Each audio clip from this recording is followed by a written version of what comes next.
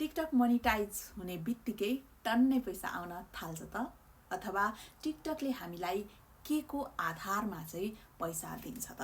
आजको भिडियोमा यो बारे कुरा गरौँ।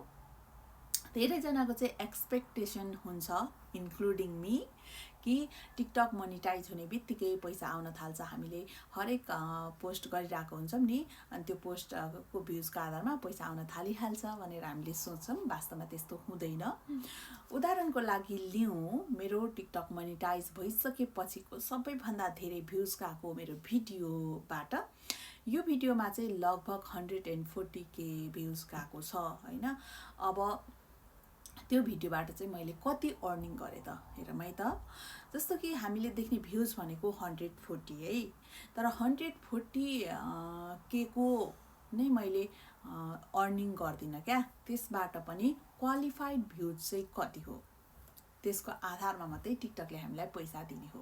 जस्तो यो भिडियोको 140K छ नि त भ्युज, र यसको क्वालिफाइड भ्युज भनेको चाहिँ जम्मा 25K लगभग छ हैन।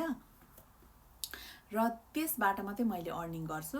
तपाईले टिकटकको गाइडलाइन त अभियसली फलो गर्नै पर्ने हुन्छ, किनभने तपाईले टिकटकको कुनै पनि एउटा गाइडलाइन पनि फलो गर्नु भएन भने त्यो भिडियो चाहिँ डिस्क्वालिफाइड हुन्छ क्रिएटर रिवार्ड प्रोग्रामको लागि। सो त्यसबाट चाहिँ पैसा आउँदैन। अनि तपाईले चाहिँ अर्को कुरा भनेको 1 मिनेट अथवा त्यो भन्दा बढीको भिडियो बनाउनु पर्ने हुन्छ, अनि ओरिजिनल भिडियो बनाउनु पर्ने हुन्छ के।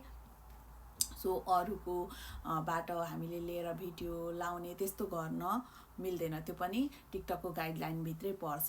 सो आफ्नो ओरिजिनल भिडियो बनाउनु पर्यो, अनि 1 मिनेट भन्दा बढीको भिडियो बनाउनु पर्यो, प्लस फोटोहरू पोस्ट गरेर पनि हामीले अर्निङ गर्न सक्दैनौँ। त्यो चाहिँ डिस्क्वालिफाइड हुन्छ।